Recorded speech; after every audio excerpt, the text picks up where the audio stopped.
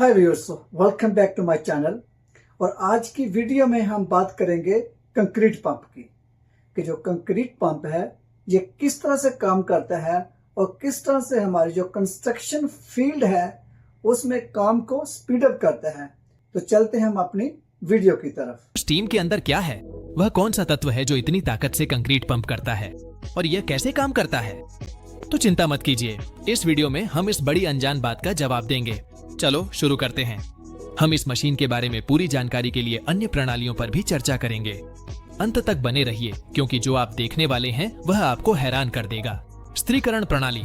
काम शुरू करने से पहले हमें एक मजबूत आधार चाहिए जो उपकरण की स्थिरता और सुरक्षा की गारंटी दे, क्योंकि जब हम पेन को बढ़ाते हैं तो मशीन का द्रव्यमान केंद्र बदल जाता है और इसे हल करने के लिए हमारे पास 4 स्टेबलाइजर होते हैं जो चेसिस के किनारों से बाहर निकलते हैं और हाइड्रोलिक सिलेंडरों से काम करते हैं इसके विस्तार और स्थिति के लिए।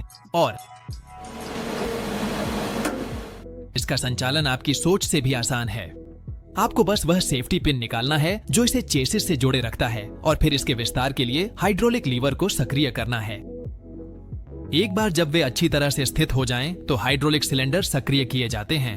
एक बहुत ही महत्वपूर्ण बात, इस प्रक्रिया के दौरान हमें लगातार एक बबल लेवल की जांच करनी चाहिए ताकि यह सुनिश्चित हो सके कि जब हम प्रत्येक सपोर्ट को संचालित कर रहे हों तब उपकरण पूरी तरह से समतल है। इस तरह हम यह सुनिश्चित करते हैं कि स्थिरता अच्छी बनी रहे। इसके कारण हमें एक मजबूत सहारा बिंदु मिलता है, चाहे जमीन ढलान वाली हो या अनियमित। ये स्टेबलाइजर एक चौड़ा सहारा आधार और ट्रक के वजन का बेहतर वितरण प्रदान करते हैं। ये संचालन के दौरान मोटर की कंपन को भी अवशोषित करने में मदद करते हैं, क्योंकि स्टेबलाइजर के जूते कुछ प्लेटों पर टिके होते हैं जो प्लास्टिक या लकड़ी की हो सकती हैं। इसमें सबसे प्रभावशाली बात यह है कि हाइड्रोलिक सिलेंडरों की धक्का देने की ताकत इतनी होती है कि वे उपकरण को हवा में लटका देते हैं। अगर ये सहारे सही तरीके से नहीं लगाए गए तो ये दुर्घटनाओं का कारण बन सकते हैं। उदाहरण के लिए यहाँ जहाँ उपकरण अस्थिर हो गया है क्योंकि एक तरफ के हाइड्रोलिक सहारे पूरी तरह से नहीं खोले गए हैं। Articulated distribution pain. एक बार जब पिछली प्रक्रिया पूरी हो जाती है तो हम पूरी आत्मविश्वास के साथ पेन को तैनात कर सकते हैं। हमारे पास Z प्रकार का एक आर्टिकुलेटेड आर्म है जो मुश्किल से पहुंचने वाली जगहों तक पहुंचना बहुत आसान बना देता है, जैसे कि कोई पहले से बना हुआ भवन जिसे कुछ खास जगहों पर फिर से तैयार करना है। यह यहाँ तक कि उपकरण के ऊपर से भी अप्रत्यक्ष रूप से पहुंच सकता है। औसतन ये मशीनें 30 मीटर से अधिक की भूमि को अनुदैर्ध्य और ऊर्ध्वाधर दोनों तरह से कवर कर सकती हैं। हमारे पास लीड के साथ साथ हाइड्रोलिक सिलेंडर भी हैं, जो तेल के दबाव के माध्यम से इनके संचालन के लिए वितरित किए गए हैं। लेकिन सबसे प्रभावशाली चीज यह सिलेंडर है जो लीड के आधार पर स्थित है, जो आर्म का पूरा भार सहन करता है, साथ ही कंडक्टरों के माध्यम से कंक्रीट का प्रवाह भी। यह इसके हाइड्रोलिक सिस्टम की महान क्षमता को 2 पहलुओं में दर्शाता है। पहला है शक्ति और दूसरा है स्थिरता। लेकिन अब हम इस पेन को कैसे नियंत्रित करते हैं? यहाँ हम वायरलेस रिमोट कंट्रोल का उपयोग करके आर्म का संचालन करते हैं, जिससे बेस को घुमाना, पेन को बढ़ाना और सिकोड़ना और आर्म की क्रिया जैसी सभी आवश्यक कार्य किए जा सकते हैं, सेक्शन दर सेक्शन। इसके अलावा कंक्रीट के प्रवाह को नियंत्रित करना और आवश्यकता पड़ने पर उसे रोकना भी संभव है। एक रोचक तथ्य यह है कि पेन को मशीन के किनारे स्थित एक पैनल से भी संचालित किया जा सकता है। हालांकि अधिक सटीकता के साथ गतिविधियों को देखने और समायोजित करने के लिए रिमोट कंट्रोल अभी भी सबसे अच्छा विकल्प है। क्या आप इनमें से किसी मशीन को चलाने की कल्पना कर सकते हैं? अब आइए सबसे प्रतीक्षित बिंदु कंक्रीट पंपिंग प्रणाली के बारे में बात करते हैं। यह एक हाइड्रोलिक और यांत्रिक प्रक्रिया है जो निरंतर दबाव द्वारा कंक्रीट को खाली स्थान पर स्थानांतरित करने की अनुमति देती है। अगला, मैं इसे चरण दर चरण समझाऊंगा।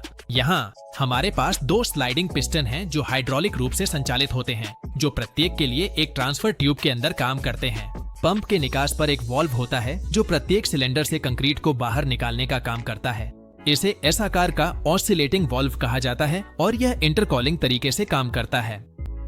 सक्शन चरण के दौरान चैम्बर के अंदर एक वैक्यूम उत्पन्न होता है। यह कंक्रीट मिश्रण को सिलेंडर के अंदर खींच लेता है। जब दूसरा सिलेंडर खाली करने के लिए तैयार होता है तो वाल्व को उस स्थिति में रखा जाता है और जब यह पूरा हो जाता है तो यह अपने आप दूसरी चैम्बर में बदल जाता है और यह चक्र लगातार दोहराया जाता है। यह कंक्रीट की सतत पंपिंग प्रदान करता है। इस ऑस्सिलेटिंग वॉल्व का सही सिंक्रोनाइजेशन बहुत महत्वपूर्ण है ताकि पंपिंग का रिवर्स फ्लो न हो सके, और इसे उच्च दबाव वाले ग्रीस से अच्छी तरह से चिकनाई भी करनी चाहिए क्योंकि यह अत्यधिक घिसावट की स्थिति में काम करता है। इसके अलावा पंपिंग पिस्टन का सिर उच्च प्रतिरोधी रबर से बना होता है ताकि कंक्रीट की अधिक घर्षणशीलता के कारण यह आसानी से घिस न जाए। और अगर यह सब पर्याप्त न हो, यह सिस्टम, जैसा कि आपने सुना, 1 घंटे में 100 घन मीटर तक कंक्रीट पंप कर सकता है। अगर हम सोचें कि तरल कंक्रीट को पूरी दूरी तय करनी होती है जब तक कि वह पाइप के दूसरे छोर तक न पहुंच जाए, तो यह एक प्रभावशाली मात्रा है। अगर आपको यह वीडियो पसंद आ रहा है तो कृपया इसे लाइक करें और चैनल को सब्सक्राइब करें ताकि आप इस मूल्यवान जानकारी का कोई भी हिस्सा मिस न करें।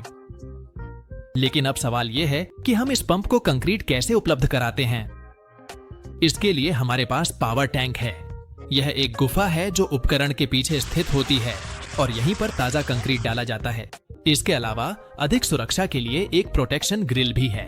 यह बड़े तत्वों के पंपिंग चैम्बर में प्रवेश को रोकता है। साथ ही यह श्रमिकों को यांत्रिक प्रणालियों से होने वाले नुकसान से भी बचाता है। यह पंप गुरुत्वाकर्षण बल से भी चल सकता है, लेकिन बेहतर आपूर्ति के लिए इसमें घूमने वाले पैलेट्स का एक यांत्रिक तत्व भी होता है। यह सक्शन को बेहतर बनाता है और पंपिंग चैम्बर में हवा के प्रवेश को कम करता है। इसके अलावा यह डिब्बे के अंदर कंक्रीट को गतिशील रखता है ताकि सीमेंट यौगिकों का पृथक्करण न हो। एक बात जो आपने निश्चित रूप से नोटिस की होगी वह यह है कि ये उपकरण हमेशा एक मिक्सर या मिक्सर ट्रक के साथ आते हैं जो ताजा कंक्रीट को लाता है, क्योंकि ये एक साथ काम करते हैं। यहाँ तक कि इन मिक्सरों को भी लंबी कतारों में इंतजार करना पड़ता है ताकि कंक्रीट की आपूर्ति तब तक न रुके जब तक काम पूरा न हो जाए। ट्यूबिंग की सफाई। जैसे ही काम खत्म होता है, एक सबसे दिलचस्प प्रक्रिया शुरू होती है और आप अब तक समझ ही गए होंगे क्यों। सफाई प्रक्रिया शुरू करने के लिए सबसे पहले हमें लीड को लंबवत खोलना चाहिए ताकि पाइपों में बचा हुआ कंक्रीट नीचे उतर सके। सारा कंक्रीट फीडिंग टैंक की ओर निर्देशित किया जाएगा और इसे पूरी तरह खाली करने के लिए हमें ट्रक के नीचे स्थित एक वाल्व खोलना होगा। इस तरह ज्यादातर कंक्रीट बाहर निकल जाएगा। इसके बाद एक धातु की छड़ की मदद से हम पंपिंग चैम्बरों से बचा हुआ कंक्रीट हाथ से निकालते हैं। अब तक सब ठीक है, लेकिन पाइपों के अंदर बचा हुआ कंक्रीट कैसे साफ करें, वो भी बिना हर एक को खोलने की जरूरत के। यहीं पर हमारा स्टार एलिमेंट काम आता है और वह एक गेंद है, जैसा कि आप सुन रहे हैं। लेकिन यह सिर्फ एक साधारण गेंद नहीं है, बल्कि एक सफाई की स्फीयर है। सबसे पहले हमें इसे हॉज के आउटलेट पर रखना है और फिर पंपिंग मोड से सक्शन मोड में बदलना है। इससे हमारी गेंद तुरंत ही अंदर खिंच जाएगी। फिर हमें पाइप पर हल्की थपथपाहट करनी होती है ताकि उसकी लोकेशन का पता चल सके। यह जरूरी है ताकि गेंद पंपिंग सिस्टम में न चली जाए, लेकिन अगर किसी वजह से हम यह भूल भी जाएं, तो चिंता की कोई बात नहीं है। हमारे पास कंक्रीट अनलोडिंग एल्बो में एक पास थ्रू टाइप फ्यूज है, जिसे सफाई प्रक्रिया के दौरान हमेशा सक्रिय रखना चाहिए और इससे कोई नुकसान नहीं होना चाहिए। जैसे ही गेंद का सफर पूरा हो जाता है, हम कंक्रीट अनलोडिंग एल्बो पर जाते हैं और उसे निकाल देते हैं। फिर हम दबाव में भरपूर पानी से बचा हुआ कंक्रीट अच्छी तरह साफ करते हैं और अंत में पेन को इकट्ठा किया जाता है और चारों स्टेबलाइजर्स को निष्क्रिय कर दिया जाता है। और एहतियात के तौर पर इनमें से अधिकांश उपकरणों में अपना 800 लीटर का पानी का टैंक होता है, जैसा कि आपने सुना। इस तरह सफाई का काम मशीन के स्थान की परवाह किए बिना किया जा सकता है। गलत सफाई से अगले काम के लिए कंडक्टरों में रुकावट आ सकती है। यहाँ हम एक स्पष्ट उदाहरण देख सकते हैं। अगर आपने इसे पहले कभी नहीं देखा तो यह सख्त हुए कंक्रीट के कारण होता है, जो ताजे कंक्रीट के प्रवाह में बाधा डालता है। चेकलिस्ट। काम पर जाने से पहले उपकरण के तरल स्तरों की जांच करनी चाहिए और उसके चारों ओर एक दृश्य निरीक्षण भी करना चाहिए। कुछ निरीक्षणों में हाइड्रोलिक ऑयल स्तर, पानी के टैंक का स्तर और तेल रिसाव बिंदु की पुष्टि शामिल है। यह भी सुनिश्चित करना चाहिए कि पाइप, हॉज और क्लैंप जैसे कोई ढीले तत्व न हो। अगर आप वीडियो के इस हिस्से तक रुके रहे तो बधाई हो। अब आप कुछ अतिरिक्त जानकारियां देखेंगे जिन्हें आपको ध्यान में रखना चाहिए। बहुत ध्यान से सुने। कंक्रीट खाली करने के बाद कुछ वाइब्रेटर का उपयोग किया जाता है जिन्हें डुबोया जाता है और ये हवा के बुलबुले हटाने के लिए काम आते हैं, जिससे अधिक घना और बेहतर गुणवत्ता वाला खालीकरण प्राप्त होता है। इस प्रकार की मशीन के बारे में एक दिलचस्प बात यह है कि ये अनुकूलनीय होती हैं और ट्रकों से जोड़ी जा सकती हैं। यह इस वजह से संभव है क्योंकि कुछ मॉडलों को केवल स्क्रू से जोड़ा जाता है और उनमें वेल्डिंग पॉइंट नहीं होते, जिससे इन्हें खोलना बहुत आसान हो जाता है। इस मशीन की आवश्यकता इतनी महत्वपूर्ण है कि इसे हवा में भी निलंबित करना पड़ता है। इन्हें उनके कार्यस्थल तक ले जाने के लिए। यह एक ऐसा प्रक्रिया है जिसे बहुत सावधानी से करना चाहिए। इस मशीन की बदौलत काम तेज और अधिक कुशलता से होता है, क्योंकि हमारे पास एक स्वचालित परिवहन प्रणाली और कंक्रीट खाली करने की सुविधा है। और यह पारंपरिक तरीकों से कहीं बेहतर है, जिसमें नीचे एक सीमेंट मिक्सर का उपयोग किया जाता है और फिर इस सामग्री को बाल्टियों में भरकर उस स्थान तक ले जाया जाता है जहां काम हो रहा है। यह मशीन कहीं अधिक तेज और सुरक्षित काम प्रदान करती है। अब मैं आपसे पूछता हूँ, क्या आपने कभी इस तरह के उपकरण देखे हैं? या क्या आप किसी ऐसे व्यक्ति को जानते हैं जो इनके साथ काम करता हो?